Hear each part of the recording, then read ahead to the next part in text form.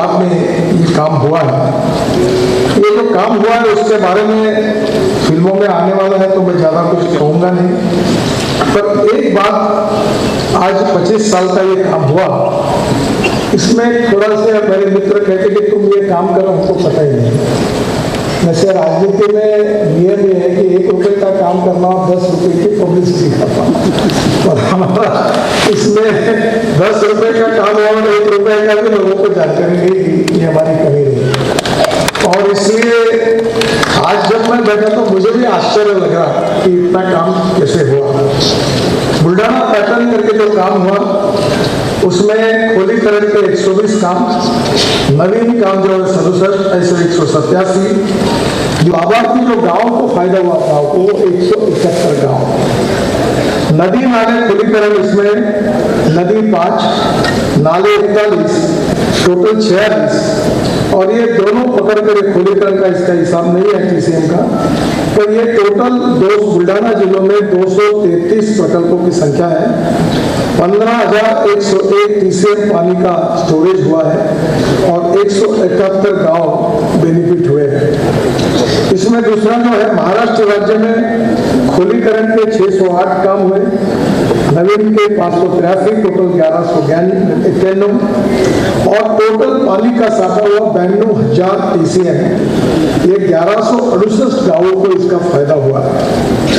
नदी नाले खोलीकरण में नदी 61, नाले 138 और टोटल 199, ये पकड़ के 1390 महाराष्ट्र राज्य में काम हुआ है, 92,000 TCM का, और लाभार्थी गांवों की संख्या है 1168।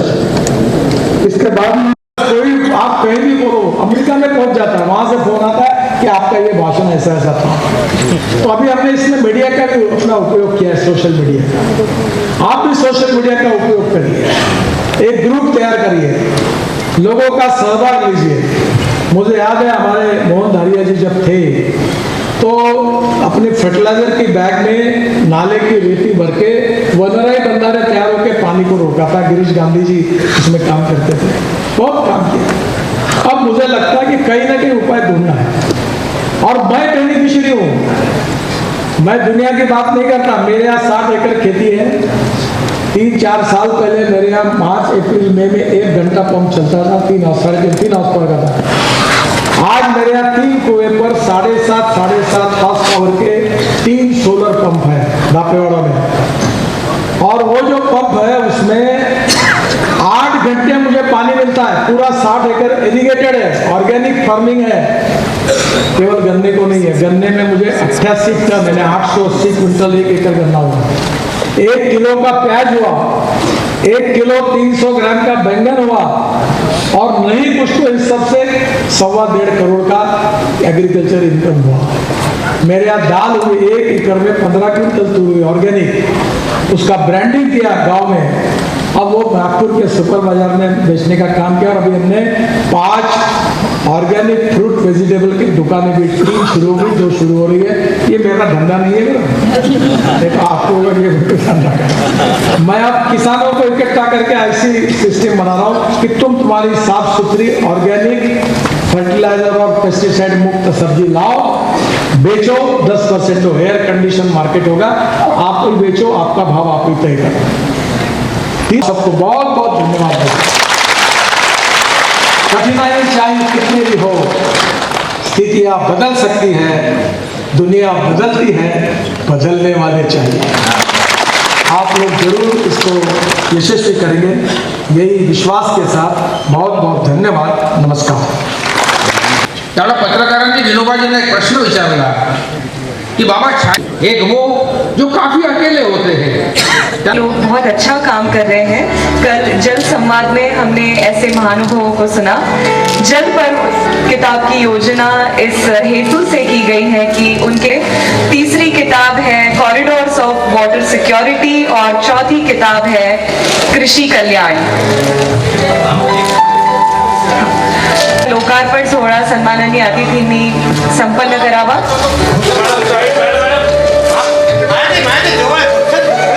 या पुस्तकाचे श्री प्रवीण भालेराव, श्री सचिन कुलकर्णी यांना मी मंचावर आमंत्रित करते, आणि मुखपृष्ठ या पुस्तकाचं ज्यांनी तयार श्री पहिलं पुस्तक जलक्रांती त्याचं प्रकाशन झालंय. दुसरं ऐकलं असे Padmashri Umashankar Pande, Shri Suresh Khanapurkar, doctor Prabhat Jain, doctor Pinaki Das Gupta. Highway development बरोबरच जलसंवर्धन कसं करता येतं किंवा करतात आहेत आदरणीय श्री नितीनजी गडकरी त्या कार्यावर आधारित हे पुस्तक आहे. कॉरिडोर्स ऑफ वाटर सिक्योरिटी आणि का ये विशेष अंक भी यहाँ प्रकाशित किया जा रहा है. इसमें पिछले 10 स्टोरीज पेश की गई है. या पुस्तकाच्या जडणघडण सर्वप्रथम मी मंचावर आमंत्रित करते पद्मश्री श्री आदरणीय श्री सुभाष शर्मा यांचा सत्कार करावा. त्यांच्या कार्याची माहिती देणारी एक आपण बघूया. और इस उल्लेखनीय योगदान के लिए भारत सरकार ने उन्हें पद्मश्री सम्मान से गौरवान्वित किया. जल आदिवासी समाज के उत्थान, प्राकृतिक संसाधनों के संरक्षण, वनाधिकार, शाश्वत खेती और ग्राम विकास जैसे महत्वपूर्ण विषयों पर आपका कार्य निरंतर और समर्पण भाव से जारी है. बहुत बढ़िया. समाज और प्रकृति के बीच संतुलन बनाते हुए हजारों लोगों के जीवन में परिवर्तन लाने वाले आपके इस अमूल्य योगदान को ग्रामीण जीवन में नई आशा जगाने वाले प्रख्यात समाजसेवी डॉक्टर प्रकाश आमटे जी के सुपुत्र अनिकेत आमटे गढ़चिरौली जिले में वर्ष 2016 से जल संधारण और पानी आपूर्ति के क्षेत्र में निरंतर महत्वपूर्ण कार्य कर रहे हैं. लोक बिरादरी की भावना को आगे बढ़ाते हुए उन्होंने जनजातीय क्षेत्रों में जल संचयन और जल संवर्धन के लिए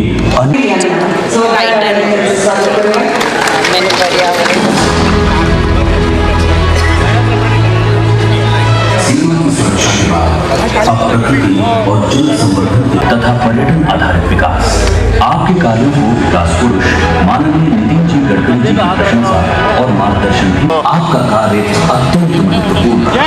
विकास पुरुष माननीय नितिन जी गडकरी जी की प्रेरणा और सहयोग से वरिष्ठ भूवैज्ञानिक के रूप में धुले जिले के शिवपुर तालुका में आपके मार्गदर्शन में हुए कार्यों ने जल संकटग्रस्त क्षेत्रों में नई आशा का निर्माण किया. जल ही जीवन है. ये और जल संरक्षण को एक साथ जोड़ते हुए जल संवर्धन कार्यों की शुरुआत की. इस पहल के अंतर्गत राष्ट्रीय नीति की सामाजिक संवेदन श्री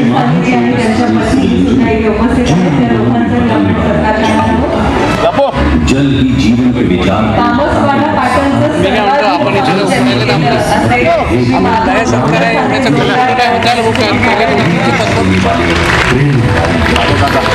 विकास पुरुष केंद्र. सर्वप्रथम इथे आमंत्रित करते आदरणीय श्री निखिल प्रभाकरराव मुंडले यांना. स्वर्गीय श्री प्रभाकरराव मुंडले यांचे ते चिरंजीव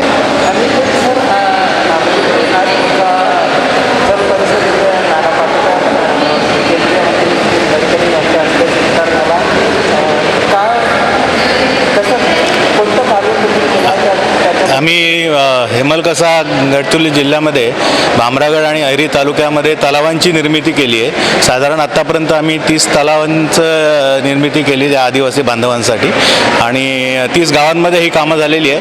आणि त्या 30 तलावांचा उपयोग पाणी अडवल्यावर त्याच्यात तुम्ही मत्स्यशेती करू शकता. पावसाळ्यानंतरची जी शेती आहे हिवाळी शेती ती पण तुम्ही त्या पाण्याचा वापर करू शकता आणि त्याच्यातून गावाला इन्कम मिळावं, काहीतरी उत्पन्न मिळावं यासाठी म्हणून आपण ते तलावाची निर्मिती केली. उन्हाळ्यामध्ये बऱ्याच ठिकाणी पाण्याचा प्रॉब्लेम येतो आणि जे पाळीव प्राणी आहेत त्या पाळीव प्राण्यांचे खूप हाल होतात. गावामध्ये जे गुरढोरं असतील, बकऱ्या असतील, कोंबड्या असतील, डुकरं असतील यांना पाणी मिळत नाही आणि त्यांनी उन्हामुळे त्यांचा मृत्यू ओढावतो पाणी न मिळाल्यामुळे. पण हे गावाच्या जवळ जर आपण गावासाठी एक तलाव मोठा केला तर त्याच्यात पाणी 12ही महिने राहून पाणी त्या पाळीव प्राण्यांना मिळतं, त्यामुळे त्यांचा जीव वाचू शकतो.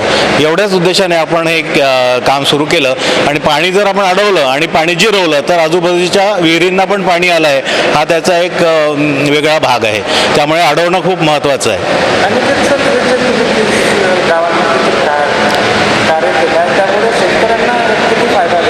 साधारण आपण विचार केला तर काही गावात मोठी आहेत त्या गावामध्ये साधारण 3-1 लाख रुपये दर वर्षाला त्या तलावाच्या माध्यमातून लोकांना मिळायला लागले आहेत. कारण शेतीचा भाजीपाला उत्पन्न आहे त्याची विक्री असेल, मत्स्यशेती करतात त्याची मासेमारी करून विक्री करणं असेल, या माध्यमातून त्यांना इन्कम सोर्स पण सुरू झाला आहे.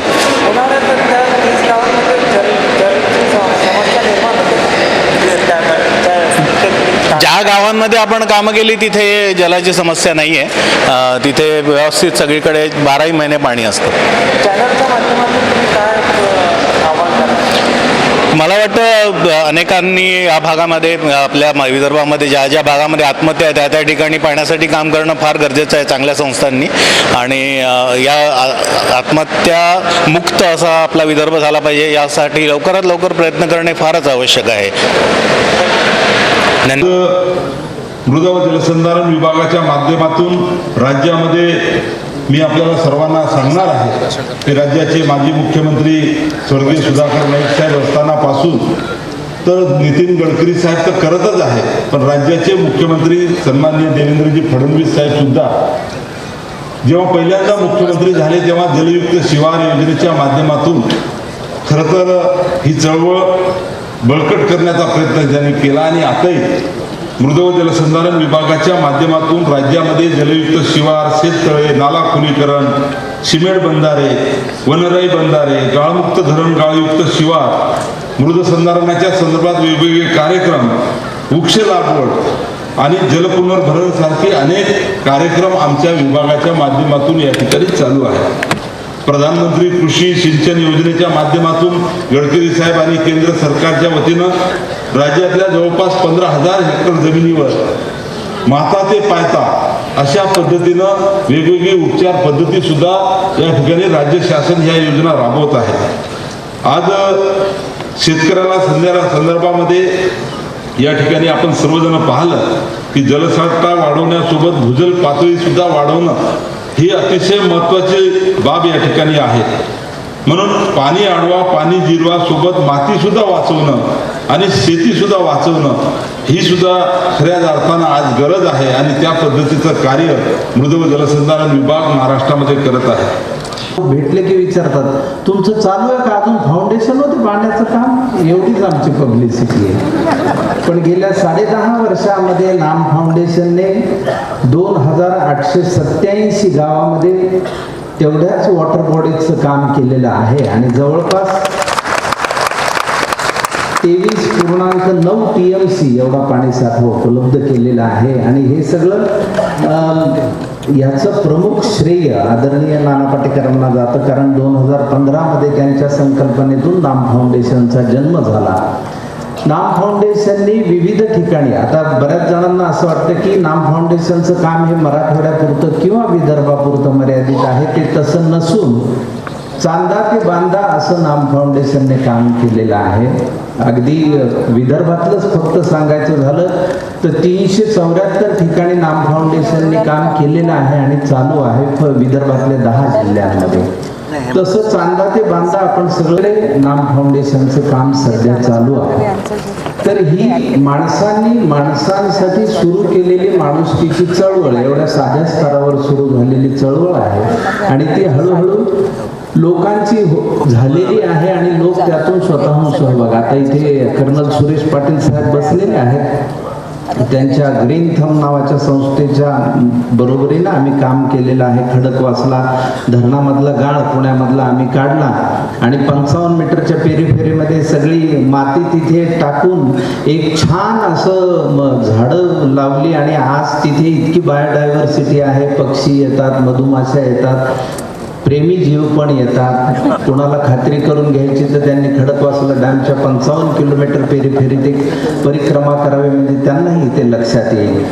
तर मुळात काम सुरू केलेलं आहे, पाण्याविषयीचं काम आहे. पण मूळ प्रश्न असा आहे की या देशामध्ये राहणाऱ्या शेतकरी बांधवाला न्याय मिळणं ही त्यातली सगळ्यात महत्त्वाची गरज आहे. आज एवढं काम करत असताना सुद्धा विदर्भामध्ये शेतकऱ्याला जर आपली किडनी विकावी लागत असेल कर्जापोटी आणि कांद्याच्या दराला जर मार्केट मिळत नसेल शेतकऱ्याला तर त्याच्यासारखी दुर्दैवी गोष्ट नाही. आपण आपल्या कामाचं कौतुक किती करणार आणि कुठपर्यंत करणार. पण ही एकल मंडळी जी आहे ज्यांच्या त्या समस्या आहेत त्यांच्यापर्यंत पोहोचणं हे आपल्या सगळ्यांचं आद्य कर्तव्य आहे असं मी मानतो. सगळ्यात महत्त्वाचं म्हणजे आपण एकल पद्धतीने जे काम केलंय, आता राठोड साहेब यवतमाळ जिल्ह्याचे आहेत म्हणून तुम्हाला सांगतो की कैलास चव्हाण नावाचा एक शेतकरी यवतमाळ जिल्ह्यामध्ये होता. त्यांनी 3 वेळा आत्महत्येचा प्रयत्न केला. त्यावेळी नाम फाउंडेशनच्या आमच्या वतीने हरीश इथाप यांनी भेट घेऊन तिथे कैलासला सांगितलं की 3 वेळा तुझा अर्ज जर वर नाकारला असेल तर तू इथेच राहावा अशी देवाचीच इच्छा असेल. म्हणून त्याला काही शेळ्या पासून विविध गोष्टी तयार करण्यासाठी आदिवासी भगिनींना आम्ही काही व्हॅल्यू ॲडिशनच्या मशिनरी दिल्या. आणि त्यावेळी मी त्या कार्यक्रमाला आलो होतो तिथे, तर त्या कार्यक्रमात मी पाहिलं तर मशीनच्या वरच 2 विंचू होते. तर मी इतका घाबरून राहिलो, म्हणलं एखादा पडला आणि चावला आपल्याला तर. पण ते मात्र अगदी मोकळेपणाने काही नाही करत. हे मशिनरी आणि सगळं त्यांनी ते लाडू, लोणचं, मोहाचं सगळ्या गोष्टी त्यांनी मला दाखवल्या. तर ही गोष्ट प्रत्येक माणसाची, आपण माणसाला समृद्ध करत चाललो आहोत का, तर मग आपल्या सगळ्या या गोष्टींना, या कामाला तसा अर्थ उरेल असं मला वाटतं. आता पाण्याचं जर आपण घेतलं तर शहरामध्ये इतकं कॉन्क्रिटीकरण वाढलेलं आहे. एकदाच सीझनचा पाऊस पडल्यासारखा पडतो आणि पाणी सगळं पूरस्थिती तयार होते, पण त्या कॉन्क्रीटमधून जाणार कुठे पाणी असा प्रश्न पडतो. आणि एखाद्या ठिकाणी पाऊसच पडत नाही. अशा दोन्ही स्थिती आपण अनुभवतो. तर आपल्याला लोकसहभाग महत्त्वाचा यासाठी आहे की प्रत्येक मुलाला, प्रत्येक या देशातल्या नागरिकाला, प्रत्येक मुलीला कळलं पाहिजे की ते पाणी, जसं गडकरी साहेब म्हणतात, धावत्या पाण्याला आपण थांबवायला पाहिजे, तसं आपण पाणी जमिनीत कसं मुरू याचं प्रशिक्षण प्रत्येक शाळेत देणं ही आजची अपरिहार्यता आहे. आजच्या शिक्षणामधनं जी श्रमप्रतिष्ठा गेलेली आहे ती श्रमप्रतिष्ठा परत आणणं आणि प्रत्येकाने काम करणं गरजेचं आहे. विज्ञानाचं कौतुक मला पण आहे, मी पण विज्ञानाचा विद्यार्थी आहे, पण त्यामुळे माणसं जास्तीत जास्त अपंग होत असतील तर त्या विज्ञानाला तसा काही अर्थ नाही माझ्या दृष्टीने. कारण आपल्याला गोष्टी तयार होत आहेत. आता आपल्याकडे पैसा आहे म्हणून आपण फक्त तो पैसा, आता ही बाटली आहे पाण्याची, उद्या ह्याची किंमत 100 रुपये झाली तरी ज्याच्याकडे ते आहेत पैसे तो 100 रुपये देऊन घेणार, एवढा साधा मुद्दा आहे. पण ते पाणी कुठून येतं, ते कसं जिरवायचं, ते कसं मुरवायचं, आणि त्यातून ही सगळी आपल्याबरोबर आपल्याला तरी बोलता येतं, जनावरांना कुठे बोलता येतं. उन्हाळ्यात जनावरं काय करतील, ह्या उन्हाळ्यामध्ये किती जनावरं दगावली याचा हिशोब आपण ठेवणार आहोत का. बरं, ते बिचारे काही बोलणार आहेत का. पक्षी पंख फडफडवून मेले त्याचा हिशोब आपण ठेवणार आहोत का. आपण सजावटींसाठी जी झाडं लावली रस्त्याच्या कडेने, तिथल्या जे फुलपाखरं असतात ते अपघातांमध्ये किती मरतात याचा विचार आपण करणार आहोत का. गाड्या 100-120च्या स्पीडने जातात, फुलपाखरं काचांवर आपटून मरताना मी बघितलेले आहे. त्या फुलपाखरांचा आपण विचार करणार नाही का. आपण जर निसर्गाचा विचार करणार नसू तर निसर्गही आपला विचार करणार नाही याची खात्री आपण सगळ्यांनी बाळगली पाहिजे असं मला वाटतं. 25 वर्ष हा फार मोठा कालावधी आहे आणि एवढ्यामध्ये तुम्ही इतकं अप्रतिम काम केलेलं आहे. अभिनंदन. आणि हे सातत्य पुढे चालू राहील ही अपेक्षा. मकरंद हा सतत मला श्रेय देतो, त्याचं कारण 5 मिनिटंच बोलायचं असं सांगितलं होतं, त्यातली माझे 5 मिनिटातली 4 मिनिटं अजून त्यांनी काढली, त्यामुळे त्यांनी ते श्रेय देऊन मला गप्प केलेलं आहे. वास्तविक खरं सांगतो की खरंच एकाने केलेलं काम नाही आहे. आज आमचं जर काम कोणीच पुढे चालवत असेल, नितीनजी हा आमचा गणेश थोरात म्हणून जो मुलगा आहे, इतकं सातत्यानं काम करतो. सिव्हिल इंजिनियर आहे स्वतः आणि सतत अखंड. आता आम्ही येण्याच्या 4 दिवस आधी आपल्या विदर्भामध्ये खूप ठिकाणी काम चालू आहे. मी कामाची जंत्री मानणार नाही. कुठल्याही क्षेत्रामध्ये आपण जर गेलो, सामूहिक पद्धतीनं केलेलं काम हे एकट्याने केलेल्या कामापेक्षा केव्हाही मोठंच असणार. आणि नाटकाचं उदाहरण घेतलं तरी सुद्धा आम्ही ज्यावेळी सगळे जर असतो त्यावेळी होतो तेव्हा त्याचं नाटक नाही तर मग ती एक स्टँडअप कॉमेडी होते. त्याला काही फारसा अर्थ नसतो. 2 मिनटं 3 मिनटं 5 मिनटं तुम्ही ती एन्जॉय करता, पण त्याच्यानंतर नाही. नाटक एक सामूहिक त्याचा परिणाम असतो. आपल्याकडे आता ह्या इतक्या संस्था आहेत. मला कायम एक वाटतं असं की प्रत्येक वेळी आपण कुठलं काम करत असताना मला या संस्थेची मदत लागणार असेल किंवा त्यांना कळत असेल की मला त्यांची गरज आहे, त्यावेळी सगळ्यांनी एकत्र येणं फार गरजेचं आहे. हे काय आपले राजकीय पक्ष नव्हे.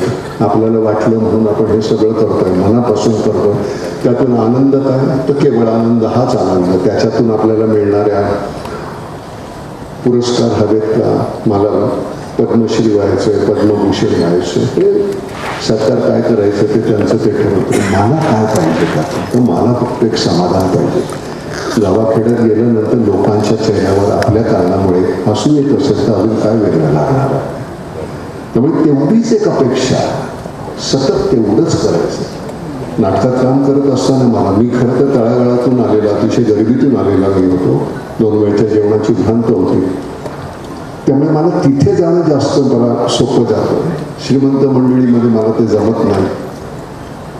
मी शहरामध्ये राहू शकत नाही. मी गावात खेड्यामध्ये राहतो. माझ्याकडे 10-12 गायी आहेत, 5-15-25 कुत्री आहेत, जी रस्त्यावरची आणून सोडलेली शेतावर 12-14 एकर माझं शेत आहे आणि तिथे उगवलेलंच खात असतो. तिथल्या माझा जो आमदनी माझी आहे, तिथे जर काही नाही उगवलं तर मला इतका त्रास होतो. तर आमचा जो कोरडवाहू जो शेतकरी आहे त्याला किती त्रास होत असेल. त्याच्याकडे कधी पाऊसच जास्त झाला, कधी झालाच नाही.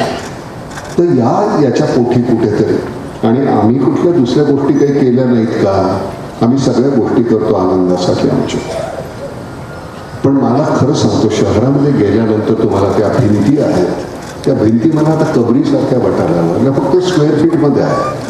तुझी किती कबर मोठी, 1000 फुटाची आहे का, माझी 2000 फुटाची आहे. त्याची 4000, 5000, त्याच्यामध्येच आभाळ पाहायचं ते सुद्धा खिडकी एवढंच आभाळ आहे.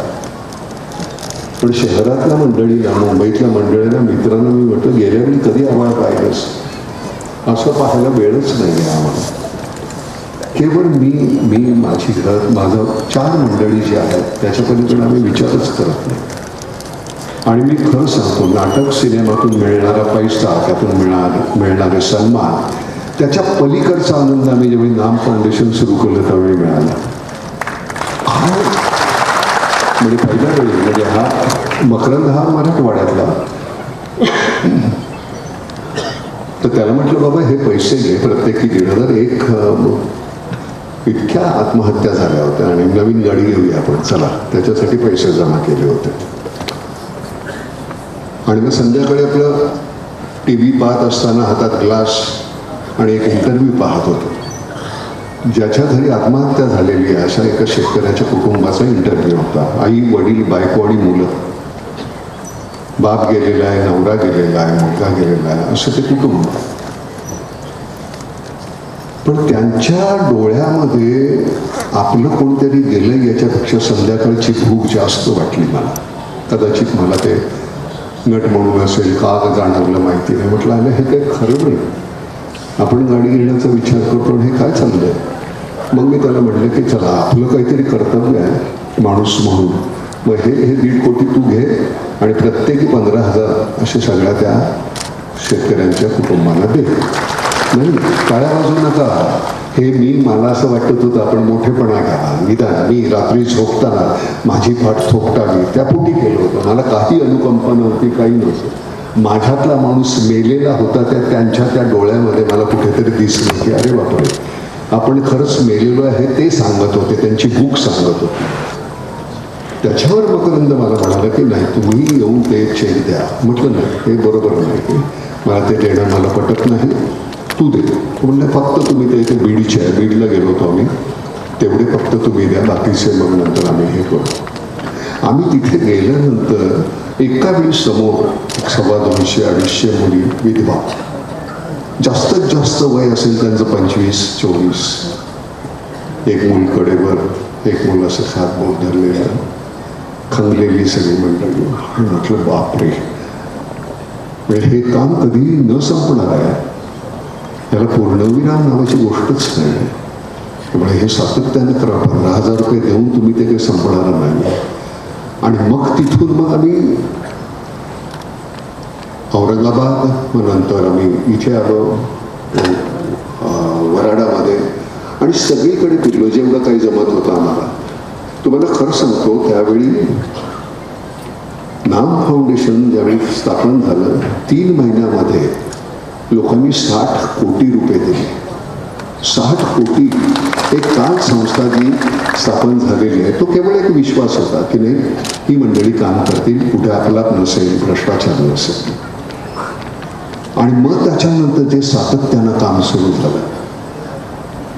आम्ही त्यावेळी म्हटलं होतं की कोणालाही आत्महत्येचा मनात विचार येत असेल तर हा नंबर आहे, एक फोन फक्त करा, मरण्याच्या अगोदर 1 मिनिट तरी माझ्याशी बोल. मला जेवढं जमेल तेवढं मी त्याला थांबवायचं. मला एक साधी गोष्ट, घरातलं बाकीचं आपलं कुत्रमांजर मेलं तरी सुद्धा आपल्याला केवढा त्रास होतो. माणूस करता पुरुष घरातला जातो, त्याच्यानंतर बाकीच्याने जगायचं कसं. मकरंद मगाशी म्हणताना की आम्हाला त्या एका दाण्याचे आम्ही 100 दाणे 1000 दाणे करतो, त्याची आम्हाला कधी मिळणार किंमत.